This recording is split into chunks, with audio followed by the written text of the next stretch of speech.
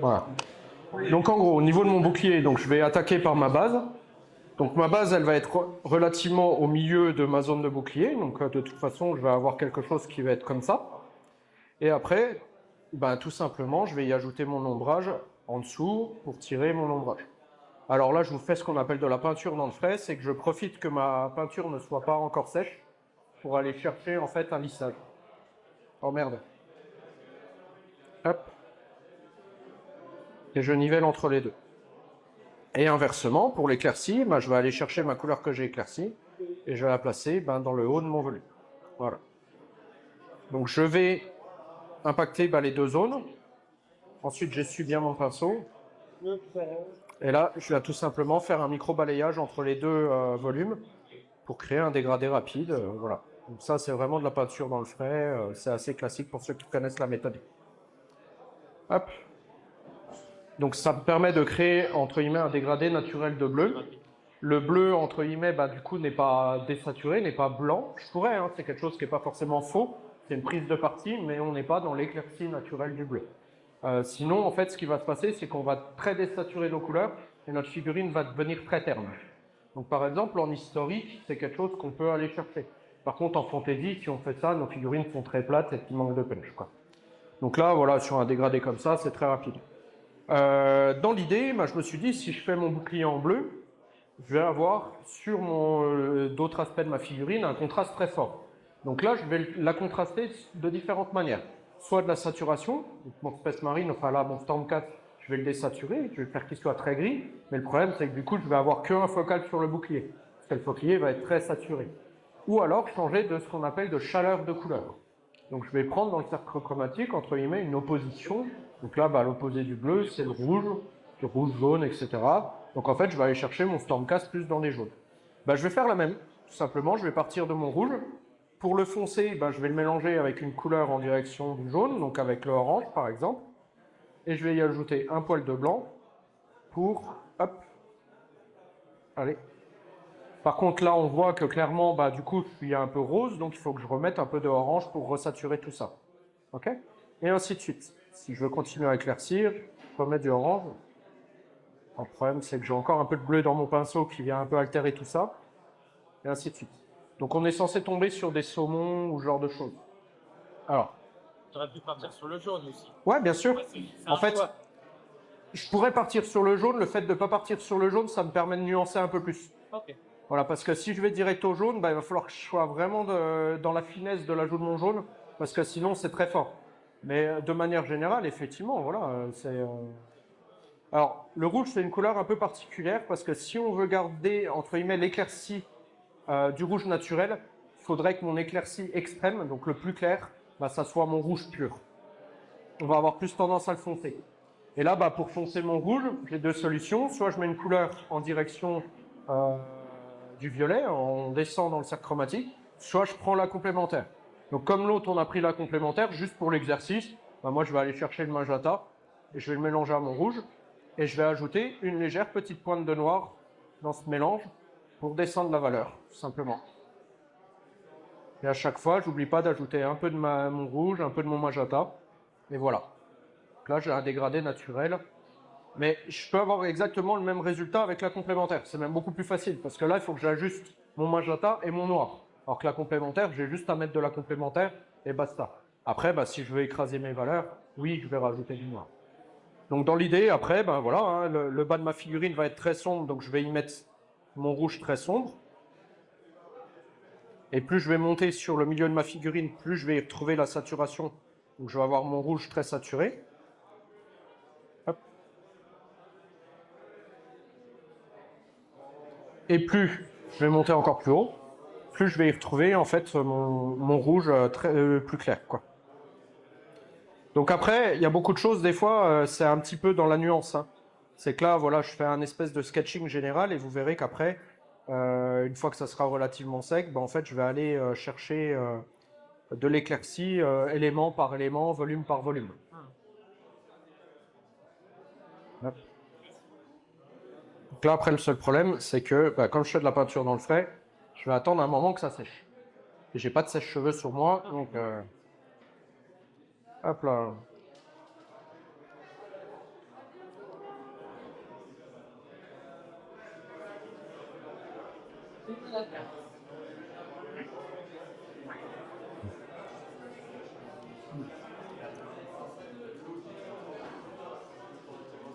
Alors par contre, il ne faut pas hésiter, comme vous voyez, à renettoyer son petit pinceau, etc. quand on va d'élément en élément.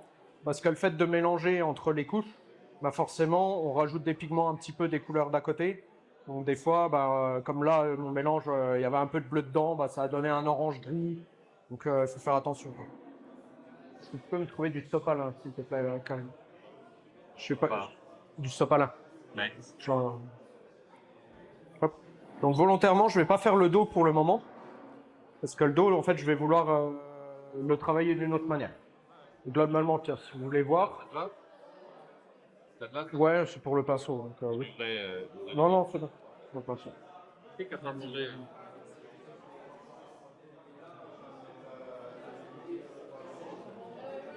Voilà. Donc là, entre guillemets, on a créé une hiérarchisation sur notre figurine. Donc le haut de la figurine est beaucoup plus clair et le bas de la figurine est beaucoup plus foncé. Donc on le répète sur chaque élément, chaque couleur, chaque élément, etc. Là, pour le moment, on a travaillé ce qu'on appelle la lumière générale. Donc en fait, j'ai vraiment sur ma figurine, on la considère comme un seul volume. Le haut de la figurine est clair, le bas de la figurine est foncé. Maintenant, il va falloir que j'aborde chaque élément. En attendant que ça sèche, je vais faire la même, mais dans le dos. Le dos, on va créer en fait ce qu'on appelle une lumière un peu de face. Donc dans le dos, on va vouloir aller travailler une ombre qui sera un peu différente. Donc là, par exemple, plutôt que d'aller chercher avec mon violet ou tout, je vais vouloir la désaturer. Donc mon rouge, déjà, pour le désaturer, je vais aller chercher la couleur complémentaire, qui est le... Non. Ah, tu veux la désaturer? Ouais. La complémentaire. Alors la complémentaire du rouge, c'est l'addition des deux autres primaires, donc du rouge et du jaune, ce qui donne du... Le jaune et le bleu, tu dis? Ouais. Le vert. De vert. La complémentaire du rouge, c'est du vert. Donc je lui ai ajouté du vert et le but, c'est vraiment d'aller chercher, en fait, alors dans le jargon de la peinture, on appelle ça un peu les gris merdes. C'est des gris qui sont très bizarres, un peu marron, enfin voilà. Qui en vrai, on a l'impression, ils sont pas intéressants du tout. Sauf qu'en fait, quand on va les ouvrir, donc quand on va y ajouter du blanc, c'est là qu'on va découvrir un petit peu ce qu'il y a dedans. Vous voyez mon gris soi-disant merde, entre guillemets. En fait, on se rend compte que bah, il a un peu bleu, etc. Et ça, c'est super intéressant. Quand on a des couleurs qui sont altérées, le fait d'y ajouter du blanc, ça nous permet en fait de découvrir ce qu'il y a un peu dedans. Et en fait, cet éclairci que j'ai fait en ouvrant cette couleur, ce fameux gris merde, ben, en fait, c'est l'éclairci naturel de notre rouge, tout simplement. Donc dans l'idée, c'est que en fait, moi, je vais vouloir dans mon dos aller chercher un maximum de cette couleur-là, là, de ce mélange de vert et de rouge. Alors, si on veut surjouer le truc, je pourrais même aller chercher presque du vert pour créer une contre-lumière. Ça serait une espèce de contre-lumière naturelle. Donc le bas de ma figurine va être relativement gris, puis après, ben, je fais mon dégradé hein, jusqu'au rouge. Donc je remonte pareil, hop, le dos il est un peu moins foncé, et normalement, je dis bien normalement, l'éclairci de mon ombre, c'est mon médium de ma face, donc la couleur du milieu que j'ai choisi. Et on va tomber sur un ombrage qui va être relativement naturel dans ce genre-là. Ok? Donc après, là encore une fois, hein, je fais ça de façon très grossière, très rapide. Mais dans l'idée, c'est de travailler élément par élément, et ainsi de suite, et ainsi de suite. Hop. Alors là, on parle vraiment pas d'ombre portée ni rien, hein, parce que l'ombre portée ben, va être régie de différentes choses. Elle va être régie de la couleur de l'élément qui crée l'ombre, mais aussi de la couleur qui reçoit l'ombre. Donc souvent, en fait, on va avoir un mélange des deux couleurs qui va se faire pour créer l'ombre portée. Donc si j'ai un élément rouge qui crée une ombre portée sur un élément vert, ben, si je veux créer une couleur naturelle, je vais mélanger mon rouge et mon vert pour créer cette ombre portée. En fait, une ombre naturelle et une ombre portée, c'est pas exactement la même chose en termes d'impact de la lumière. Et voilà. Et si vous regardez devant, derrière, en fait, la différence, elle peut paraître minime, elle va jouer sur la saturation. C'est qu'en fait, on va avoir des éléments qui seront un poil plus gris dans le dos, alors que devant, on va avoir plus quelque chose qui va être plus foncé, un petit peu moins désaturé, un peu moins tiré vers le gris.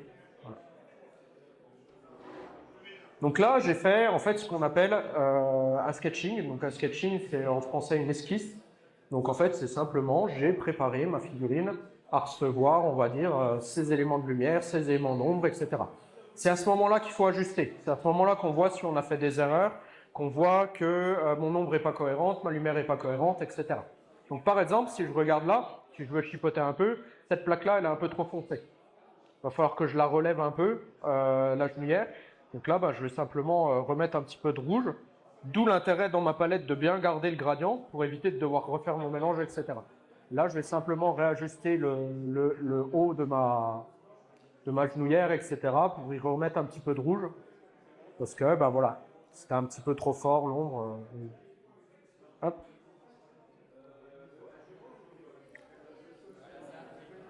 Ensuite, la liaison entre les deux, si on le fait bien, de manière naturelle, on va créer en fait, donc ça c'est surtout quand on a deux lumières très fortes opposées, en fait on appelle ça un terminator. C'est-à-dire que c'est un endroit de la figurine où on a deux lumières qui vont s'opposer, qui vont entre guillemets s'annuler. Alors je ne pourrais pas vous décrire le phénomène scientifique, il faudrait demander à quelqu'un spécialisé en optique, mais en gros ça va être quasiment l'ombre la plus forte de votre figurine. Le reste de la figurine, de toute façon, on va avoir plein d'éléments autour d'elle. Potentiellement, il y a un arbre, il y a d'autres chevaliers. Donc la lumière, elle rebondit. Si je croise mes bras, le dessous de mes bras, il n'est pas noir en fait. Il est foncé, mais il n'est pas noir. Sur la figurine, c'est la même chose. C'est qu'on ne va jamais avoir des ondes très très noires, etc. Hormis ce qu'on appelle les linings. Donc le Karim, qui est très spécialiste de ça. Le but, c'est de redéfinir les volumes. Donc c'est ce qu'on appelle dans l'optique la lumière d'occlusion. Enfin, l'ombre d'occlusion. C'est la petite ombre qui se fait entre chaque élément qui permet de créer la lisibilité. Maintenant que c'est sec, enfin relativement sec, là en fait je vais travailler mes zones indépendantes. Donc j'ai la lumière globale, mais ma genouillère est un élément, ma plaque est un élément, mon torse est un élément, etc. Donc je vais créer de la nuance dans ces éléments-là. Donc mon médium, il est régi par ce que j'ai fait avant. En fonction de ce médium, je fais mes lumières et mes ombres. Donc ma plaque, par exemple, je vais commencer à relever un petit peu la lumière sur le haut de ma plaque. Et puis par exemple sur le bas de la plaque, je vais aller chercher une ombre dessus. Donc hop, je vais créer un petit peu mon ombre.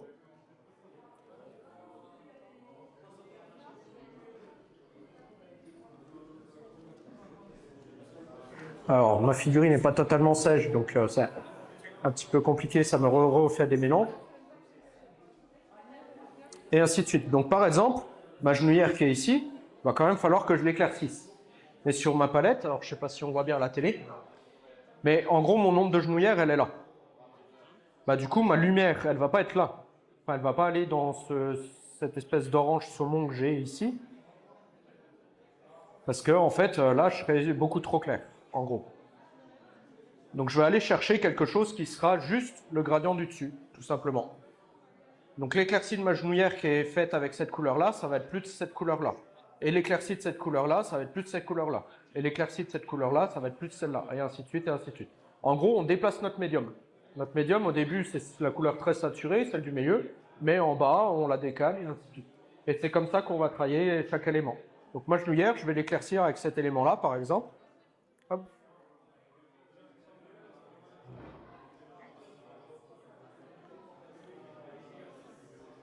Et après, j'ai deux choix qui s'offrent à moi. Soit je ressombre encore plus l'ombre de cet élément, soit je me dis, voilà, je fais juste un rééclaircissement. En fait, les deux sont pertinents parce que le fait de ne pas trop jouer dans les ombres, ça permet d'effacer un petit peu cette zone. Donc de recréer un focal. Nous, ce qui nous intéresse, en gros, c'est la zone tête, torse, entre guillemets, donc du front au-dessous de la poitrine, c'est la zone d'importance. Ensuite, en dessous, en gros, de la taille ceinture, c'est des éléments qui nous intéressent beaucoup moins. On va les mettre en avant si jamais c'est quelqu'un, par exemple, qui a le pied avancé, qui est en train de courir, ce genre de choses. Donc là, on va recréer des éléments de focus. Mais sur une figurine qui se tient comme ça en mode je suis là, j'ai les pieds plantés dans le sol, on n'a pas forcément besoin. Hop, donc pareil, je refais la même sur mes petits éléments qui sont, je sais quand même choper un petit peu de lumière, donc les arêtes de mes plaques de pied, etc. etc. quoi.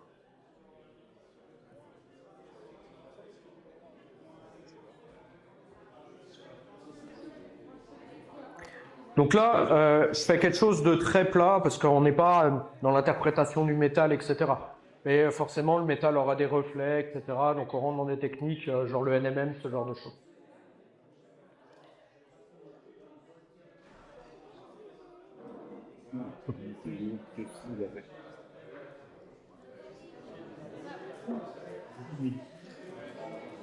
C'est toi?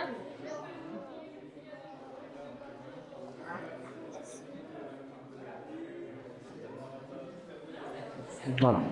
Par contre, dans le dos, je vais travailler différemment. Ouais. Vous savez, on a notre fameux gris. Oui. Bah là, en fait, je vais pas aller rechercher de la saturation. Ça m'intéresse pas. D'ailleurs, tu es parti sur le gris Oui. avec la complémentaire parce que tu voulais apporter de la nuance. Alors, Ce que je comprends pas, c'est pourquoi tu n'es pas parti sur un bleu. Alors, les deux étaient justes. Mais l'intérêt d'aller chercher cette complémentaire, c'est d'avoir une ombre plus naturelle. En fait, en figurine, tu as deux manières d'aborder la chose. Souvent, ce qu'on aime bien, bah, c'est la différence dans le concours que tu regarderas derrière, si tu veux, entre l'historique, par exemple, et la fantaisie. L'historique, on va chercher de l'ombre plus naturelle. Donc, l'ombre naturelle va être plus grise. Tu n'as pas un reflet bleu, flashy, etc. Par contre, effectivement, j'aurais pu me dire, bah, je la refroidis. Parce qu'une ombre, naturellement, va être un poil plus froide qu'une lumière. Mais en vrai, une ombre peut être aussi plus chaude. Par contre, il y aura un contraste qui sera forcément vis-à-vis de ta couleur. C'est juste ça. Mais la complémentaire, ça te permet d'avoir quelque chose de juste. Par contre, après, bah, il faut éclaircir cette complémentaire, il faut éclaircir ce gris. Parce que ton volume, il existe quand même. Donc, il y a quand même des éléments de lumière qui viennent se faire. Si on garde la cohérence de base, qu'on n'ajoute pas une deuxième lumière dans le dos, bah, en fait, la lumière vient relativement du dessus aussi. Donc, c'est là qu'intervient bah, ce gris. Et tout simplement, bah, je vais le prendre à différentes étapes. Donc, bah, ce qui va être assez rigolo, c'est plus je vais m'approcher de mon rouge, plus mon gris, entre guillemets, va être relativement rouge.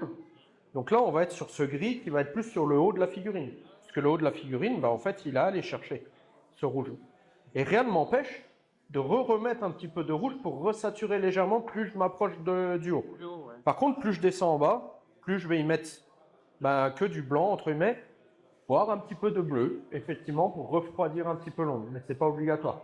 C'est si on veut accentuer et surjouer les choses. Ce qui fait que en fait, l'éclaircie de ma botte en bas va être relativement gris bleuté. Hop.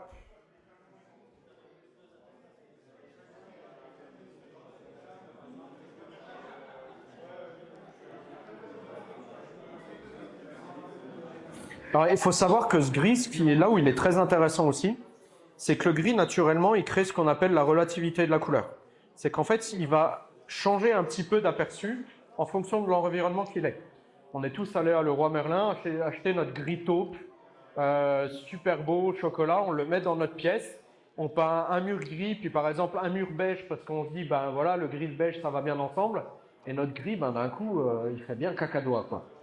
Parce qu'en fait, on l'a mis en opposition avec une couleur chaude. Et comme c'est un gris, bah lui, il va faire l'inverse. Il va se créer une espèce d'ambiance froide. Si on l'avait mis en opposition, par exemple, avec un mur bleu, bah là, on aurait retrouvé notre gris un peu chocolat chaud. Donc ça, c'est ce qu'on appelle la relativité de la couleur. Et c'est vraiment impressionnant. On a tous vu ces illusions d'optique où on a un damier avec des cases grises et blanches, puis on nous dit, bah, ce gris-là et ce gris-là, c'est le même. Alors qu'à l'œil nu, on se dit, bah non, lui, il est plus foncé, il est plus clair. Non, c'est le même. Parce que c'est l'environnement qui donne cette impression. Donc là, je refonce, je rééclaircis mes ombres petit à petit, puis petit à petit, je décale mon radiant.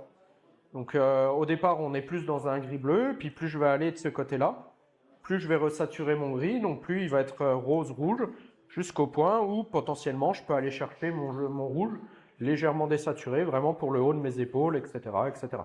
Donc là, par exemple, j'ai juste fait des petits traits de lining pour que vous voyez. Et vous allez voir que mon gris, alors que j'ai pas mis de bleu, hein, il paraît plus bleu violacé.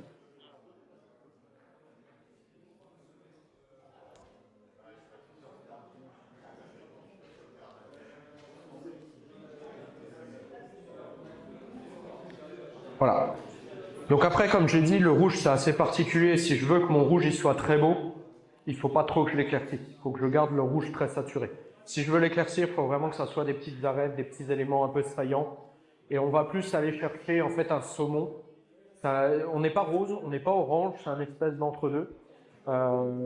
Et puis c'est comme ça qu'on va aller chercher l'éclaircie. Mais du coup, par exemple, je vais vraiment aller chercher juste l'arête de l'épaulette. Le petit bout de la plaque d'armure, voilà les petits éléments un peu saillants. Mais par contre, tout le reste, je vais le garder relativement rouge pour éviter justement de perdre ce punch, etc. Par contre, avec les autres couleurs, honnêtement, on peut quasiment presque aller au blanc sur l'éclat final. Mais ça, c'est des choix. Une belle figurine de jeu, c'est une figurine où on n'est pas dans l'ultra désaturation par le blanc. Souvent, notre lumière extrême, c'est un petit peu cette couleur la plus saturée possible, donc qui garde le plus de pigments possible. Voilà.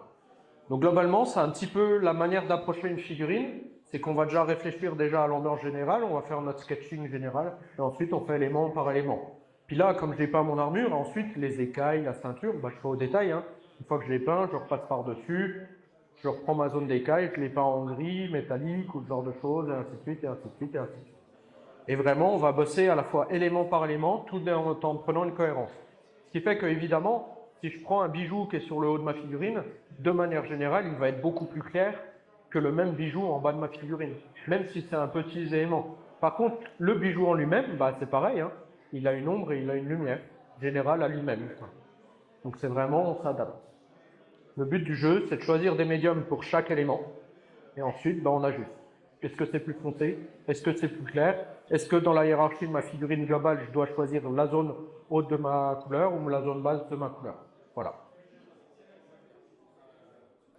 Des questions? Et du coup, quand tu abordes une figurine comme ça, tu l'utilises pour, moi, c'est pour le positionnement des lumières. Je me pose la question, est-ce que ça vaut de la mettre à côté d'une lampe pour essayer de voir où les lumières se reflètent? Est-ce qu'il faut la préombrer, tu vois, avec une bombe blanche? Ça dépend, j'ai envie de te dire à quel point tu es éduqué à ça. C'est que quand tu as l'habitude, tu t'amuses plus trop, comme là je viens de le faire, je viens de faire un zénital, j'attaque direct. Voilà.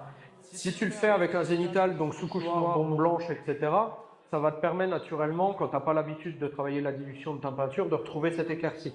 Mais là, il faut faire très attention aux peintures que tu utilises. Parce que, par exemple, si tu utilises un bleu ultramarine, ton zénital, tu ne vas pas le voir. Hein. La couleur est tellement opaque et recouvrante que ton zénital, il est foutu. Par contre, tu mets un magenta, un jaune, oui, bah là, ça va se voir parce que c'est des pigments relativement transparents. Donc là, ça va dépendre de ta couleur. Après, c'est à toi de voir si le zénital à la base te facilite la tâche ou pas. Le défaut du zénital, quand tu le fais, sur une figurine de jeu, tu gagnes du temps, mais sur une figurine d'expo, en fait, tu auras un petit peu moins de maîtrise sur la manière dont tu éclaircis et tu fonces tes couleurs.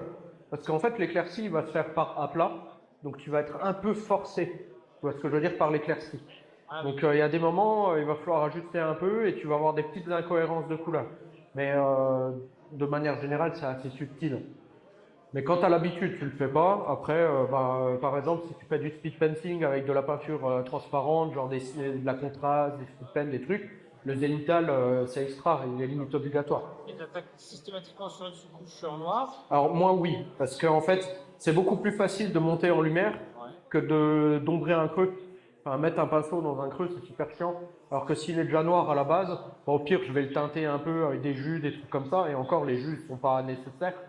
Mais vas-y, après, une fois que tu es parti sur une base blanche, que tu as des couleurs super punchy, bah, aller foncer les creux, c'est plus le côté pratique. En fait, il y a des peintres, Alexandro Gobi par exemple, il est connu parce qu'il peint sur des sous-couches bleues. Alors c'est des bleus turquoise, mais c'est son kiff et il fait ça très bien et ça crée une ambiance dans la figurine, etc. Par contre, il le dit, il dit bah ouais, bah, moi je dois retravailler mes ombres et tout ça, donc c'est là-dessus que ça se fait. Mais dans l'idéal, en fait, quand tu es débutant, moi je conseille toujours de peindre avec du noir, quitte à ce que ta figurine soit sombre, parce qu'en fait tu vas cacher la misère. Justement, tes creux sont pas blancs. Par contre, si tu peins sur de blanc, tu as intérêt à tout peindre, parce que la moindre petit point blanc qui traîne, ça va se voir. C'est surtout ça. Et c'est pareil, après, est-ce que je peins monté ou pas? Bah moi je peins tout monté, parce que comme je travaille une lumière globale, j'ai besoin de voir où sont les éléments. Après, des fois, le bouclier il peut ne pas être collé, et puis je peux l'enlever après. Par contre, je pars sur le principe, on parle de figurines de jeu, en expo, il y a des gens qui vont tourner votre figurine pour voir, mais dans le jeu, l'arrière-bras qui est planqué par le bouclier, s'il est noir, je m'en fiche, quoi. C'est pas très grave. Donc tout est une question de à quel point je veux pousser ma figurine, à quel point je veux qu'elle soit cohérente ou pas, et à quel point j'ai l'habitude de faire les choses ou pas. Voilà. Du coup, tu disais le rouge, faut pas le pousser pour qu'il garde sa pigmentation. Ouais. Faut pas le pousser plus loin que saumon, il faut rester. Ben, même pas, en fait, comme je disais, dans l'idéal, il faudrait juste garder le rouge pur de base, le rouge médium. En fait, c'est extrêmement difficile de garder un rouge qui garde du punch. Plus on va y apporter de la désaturation par la lumière, en fait. Donc après, ben, il y a des petites techniques de passer directement quasiment du blanc au rouge, et juste de faire un micro-nivelage entre les deux. Parce que quand on prend un rouge métallique, bah, des fois, il y a quand même des reflets blancs qui se font. Ah, oui. Mais vous regarderez un jour, vous prendrez une canette de coca et vous la mettrez à une lumière forte, vous verrez, il y a un point blanc qui se crée, et après, on passe quasiment direct au De rouge. l'un à l'autre. On Ouais. n'a pas de phase de rose, de orange, on n'a pas de ce genre de phase. Donc après, c'est pas foncièrement faux de mettre du orange. Je veux dire, les armures d'Iron Man dans les comics sont souvent un peu orangées dans les lumières, etc. C'est juste qu'en fait, on perd ce rouge. On n'a plus de rouge. On a du orange, on est sur une autre couleur. Donc c'est comme le vert, hein. Le vert, plus je vais y ajouter du jaune, ben, plus je vais tirer vers le jaune. Donc souvent quand je dis aux gens éclaircis ton bleu avec du jaune, ils mettent un gros pâté de jaune. Donc forcément après ils ont du vert. Alors que l'éclairci bleu c'est pas du vert. Donc tout est dans la nuance. Je veux dire techniquement que j'éclaircis mon bleu avec un peu de vert et que j'y ajoute du blanc, voilà. Je peux refaire la même en mettant du bleu, une pointe de jaune, une pointe de blanc. J'ai quasiment la même chose. Mais ça va être la nuance de jaune que je vais mettre dedans. Si j'en mets énormément, bah, je vais avoir un vert. Si j'en mets un petit peu, j'ai juste de la lumière de bleu. Voilà. Tout se joue vraiment sur la nuance. Vaut mieux y aller étape par étape. Et moi, ce que je conseille, alors, quand je fais du peint chez moi, tranquillement, j'ai pas forcément une grosse palette comme ça. Par contre, quand je fais de la peinture d'expo, j'ai une grosse palette. Parce qu'il faut s'étaler. Il faut faire son dégradé, en fait. Ça nous permet d'ajuster. On a vraiment tout le gradient qui est fait, donc au moins on sait que c'est juste. Et puis après, ben, comme je disais, si tu t'es trompé, tu sais que tu peux repiocher ta couleur à tel endroit. En fait, tu as juste à décaler ton pinceau. Par contre, sur de la figurine de jeu, je vais aller chercher, alors comme exemple, voilà.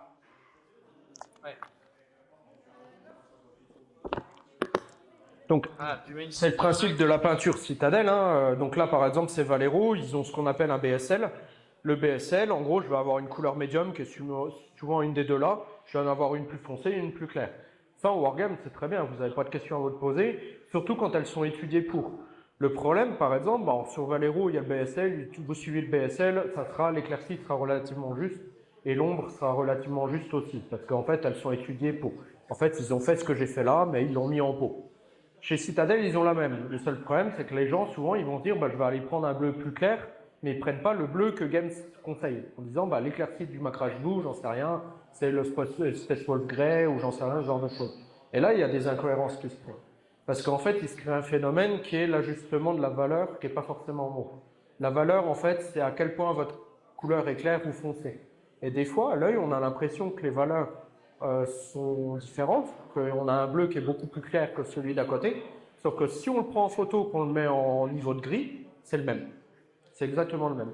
Et c'est là qu'on crée des figurines, entre guillemets, qui sont bizarres à l'œil, où c'est très plat, où ça manque de profondeur, etc. C'est un peu crayeux. Mais après, voilà, pour le wargame, on s'embête pas. Je vais pas refaire mes mélanges, j'ai 50 figurines à faire pareil. Je prends le bleu qui me va bien, je prends son écart. Alors, moi, j'aime bien l'écart de 4 quand je fais de la figurine de Wargame, et quitte à faire des petits glacis dans les ombres ou ce genre de choses, parce que je trouve que c'est ce qui amène un minimum de lisibilité et de punch dans la figurine. Un écart de 3, ça commence à être juste, un écart de 2, c'est clairement pas assez. Voilà, souvent, c'est un peu le truc. Donc chez Game, c'est quoi? Bah, c'est base, je l'assombris au shade, je remets une base, et souvent, il y a 2 layers derrière. C'est à peu près ça, quoi. Voilà. Donc après, ben, l'intérêt de travailler avec des pigments purs, comme je l'ai fait là, c'est qu'en fait, on sait qu'on n'a pas d'altération. Vous prenez une gamme Citadel, on l'a un peu moins sur du Valero ou du AK, mais du Citadel, vous prenez un jaune, vous prenez un rouge, vous le mélangez, vous n'aurez pas un orange. Vous aurez un espèce de marron martien, un orange un peu désaturé, quoi. Donc il faut faire très attention parce que c'est les pigments qui sont rajoutés dedans. Typiquement, Citadel, les bases, ils les rendent opaques. Donc pour les rendre opaques, on va rajouter souvent du blanc ou une couleur opaque pour accentuer l'opacité de la couleur. Donc forcément, ces pigments-là, ils viennent attirer les mélanges. Donc ça, la petite présentation, ça marche bien quand on travaille avec des primaires et des couleurs pures. Pas de questions? Voilà. Enfin, je vous remercie.